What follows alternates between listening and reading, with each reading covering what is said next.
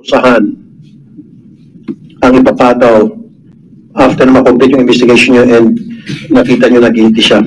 Iko-compute po namin, sir, kung magkano yung dapat na sweldo ng mga tao na nandun sa tindahan at yun po ay kailangan nila bayaran. And then, anong parusa?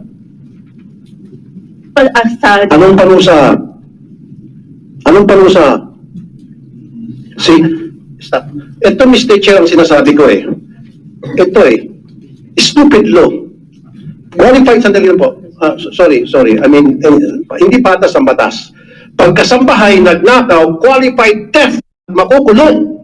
Pag si amo, nagnakaw, hindi nagbigay ng tamang sweldo, hindi nagbigay ng tamang benepisyo, pagbabayarin lang, absuelto na. Sana Pakipala subscribe naman guys. Salamat po.